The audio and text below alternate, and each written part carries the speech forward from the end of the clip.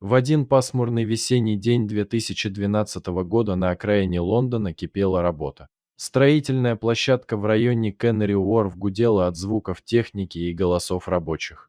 Бригада строителей трудилась над возведением нового офисного здания, которое должно было стать очередным украшением делового квартала столицы. Утро выдалось прохладным, и рабочие, закутавшись в теплые куртки, приступили к своим обязанностям. Среди них был Алекс, молодой парень, недавно пришедший на стройку. Он старательно выполнял поручения бригадира, стремясь показать себя с лучшей стороны. Рядом трудился опытный каменщик Джон, знавший все тонкости строительного дела. Его загрубевшие от работы руки ловко укладывали кирпичи, создавая ровную стену будущего здания. Неподалеку орудовал экскаватором Майк, углубляя котлован для фундамента. Работа шла своим чередом, когда внезапно произошло нечто необычное. Алекс, спускаясь в котлован, чтобы проверить уровень грунтовых вод, услышал странный звук. Сначала он подумал, что ему показалось, но звук повторился. Молодой строитель остановился и прислушался. Из глубины котлована доносилось тихое поскуливание. Алекс решил найти источник звука и начал осторожно спускаться вниз по земляному склону. Чем ниже он спускался, тем отчетливее становился звук. Наконец, Алекс увидел небольшое углубление в стене котлована, откуда и доносились жалобные звуки. Он позвал на помощь коллег, и вскоре несколько рабочих собрались вокруг находки. Джон, как самый опытный, взял на себя руководство ситуацией. Он попросил принести фонарик, чтобы лучше рассмотреть, что находится в углублении. Когда луч света упал на источник звука, строители увидели маленькое существо, покрытое густым слоем грязи. Первой мыслью рабочих было, что это щенок, каким-то образом оказавшийся на стройке. Животное выглядело испуганным и измученным. Его шерсть слиплась от грязи, а глаза были полны страха. Строители не могли оставить беспомощное существо в беде. Они решили немедленно спасти его, несмотря на то, что это означало временную приостановку работ. Бригадир, узнав о ситуации, удивился, но все-таки одобрил решение своих подчиненных. Алекс вызвался спуститься в углубление и достать животное. Он осторожно приблизился, стараясь не напугать его еще больше. Мужчина пытался успокоить дрожащее существо, медленно протягивая к нему руки. Щенок сначала отпрянул, но затем, видимо, поняв, что ему хотят помочь, позволил Алексу взять себя на руки. Молодой строитель бережно поднял грязный комок и начал подниматься наверх, где его ждали коллеги. Когда Алекс выбрался из котлована, все столпились вокруг, чтобы посмотреть на спасенного щенка. Он был настолько покрыт грязью, что его породу невозможно было определить. Шерсть слиплась в твердые комки, а маленькое тельце дрожало от страха и холода. Джон предложил отвезти найденыша в ближайшую ветеринарную клинику. Все согласились, что это лучшее решение. Майк вызвался использовать свою машину для транспортировки испуганного, грязного щенка. Пока Майк готовил автомобиль, остальные рабочие пытались хоть немного очистить животное от грязи. Они принесли воды и старые полотенца, осторожно промокая засохшую корку. Однако грязь въелась в его шерсть так сильно, что ее невозможно было удалить без специальных средств. Наконец, все было готово к отъезду. Алекс с удовольствием согласился сопровождать несчастное животное в клинику. Он осторожно завернул дрожащего щенка в чистое полотенце и сел на пассажирское сиденье в машине Майка. По дороге в клинику Алекс пытался успокоить щенка, тихо разговаривая с ним и осторожно поглаживая малыша. Постепенно дрожь уменьшилась, и найденыш, кажется, немного расслабился.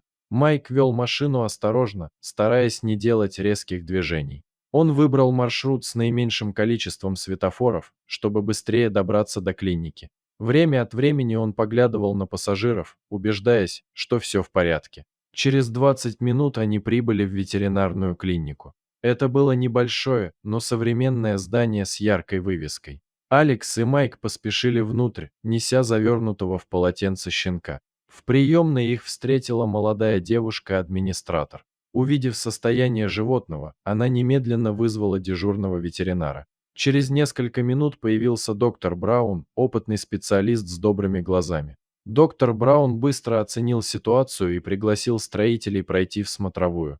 Там он осторожно развернул полотенце и начал осматривать животное. Его опытные руки ловко ощупывали маленькое тельце, проверяя на наличие травм. К счастью, серьезных повреждений не обнаружилось. Однако доктор отметил, что животное сильно истощено и обезвожено.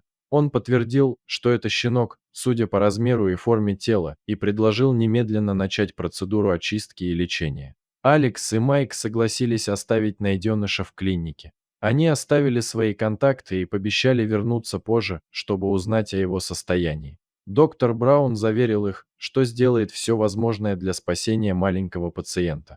Строители вернулись на стройплощадку, где их с нетерпением ждали коллеги. Они рассказали о визите в клинику и о том, что животное осталось под присмотром врачей. Все были рады, что удалось так быстро оказать помощь малышу. Работа на стройке возобновилась, но мысли рабочих то и дело возвращались к спасенному щенку. Они обсуждали, что это могла быть за порода и как животное оказалось в котловании.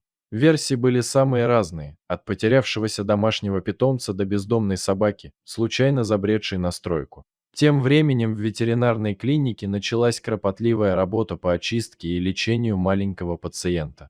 Доктор Браун и его ассистенты осторожно смывали застывшую грязь, используя специальные шампуни и теплую воду. Процесс очистки занял почти час. Слой за слоем смывалась грязь, обнажая шерсть животного. К удивлению врачей, под коркой грязи оказался не щенок, как все думали изначально, а настоящий маленький лисенок. Рыжая шерстка постепенно проявлялась, становясь все более заметной. Лисенок оказался совсем молодым, возрастом около 4 месяцев. Он был сильно истощен и напуган, но постепенно начал доверять заботливым рукам ветеринаров.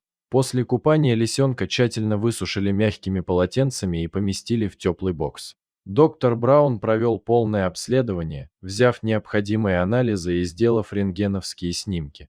Результаты обследования показали, что, несмотря на истощение и обезвоживание, лисенок не получил серьезных травм.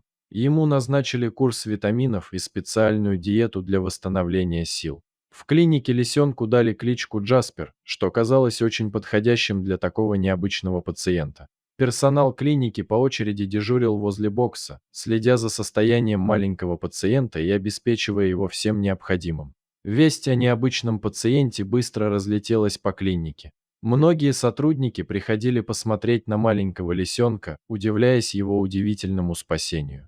История Джаспера тронула сердца всех, кто о ней узнавал. На следующий день Алекс и Майк, как и обещали, приехали в клинику узнать о состоянии спасенного животного. Они были поражены, узнав, что на самом деле спасли не щенка, а лисенка. Доктор Браун рассказал им о проделанной работе и показал фотографии преображенного Джаспера. Строители были рады узнать, что с лисенком все в порядке. Они поблагодарили персонал клиники за заботу и попросили держать их в курсе дальнейшего лечения. Алекс даже вызвался помочь с оплатой лечения, если это потребуется. В последующие дни Джаспер постепенно набирался сил. Его аппетит улучшился, и он начал проявлять больше интереса к окружающему миру. Ветеринары отметили, что лисенок быстро идет на поправку. Тем временем история спасения Джаспера привлекла внимание местных СМИ. Журналисты связались с клиникой и строительной компанией, чтобы узнать подробности удивительного спасения. Вскоре в местной газете появилась статья о храбрых строителях и чудесном спасении лисенка, которого сначала все считали щенком.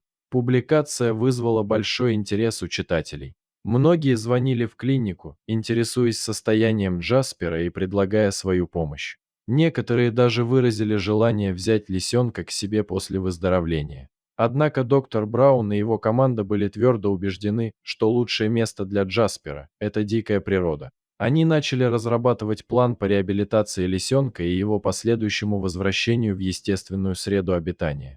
Для этой цели клиника связалась с местным центром реабилитации диких животных. Специалисты центра согласились принять Джаспера после окончания лечения в клинике и подготовить его к жизни в дикой природе. Дни в клинике летели быстро. Джаспер все больше походил на здорового, активного лисенка. Он с любопытством исследовал свой бокс, играл с игрушками, которые ему приносили сотрудники, и с аппетитом ел специально подобранную для него пищу. Центр реабилитации находился в живописном месте за городом, окруженный лесами и полями. Здесь Джасперу предстояло провести несколько месяцев, готовясь к самостоятельной жизни в дикой природе. К счастью, лисенок быстро адаптировался к новым условиям и показывал отличные результаты в обучении. Джаспер научился самостоятельно добывать пищу, избегать опасностей и взаимодействовать с другими животными. Его природные инстинкты, подавленные во время пребывания в городской среде, теперь полностью раскрылись. Наступил день, когда специалисты центра решили, что Джаспер готов к возвращению в дикую природу. Они выбрали подходящее место в лесу, достаточно удаленное от человеческого жилья, но с обилием природных источников пищи для молодого лиса. Сначала Джаспер с опаской смотрел на окружающий лес и никак не хотел туда идти. Однако природные инстинкты вскоре взяли верх. Джаспер насторожился, уловив какой-то звук в лесу. Его уши встали торчком, а тело напряглось. Секунду спустя он сорвался с места и помчался в чащу, мелькая рыжим хвостом между деревьями. Наблюдая за тем, как Джаспер исчезает в лесу, Алекс широко улыбнулся, вспоминая, как они приняли его за щенка в тот день на стройке.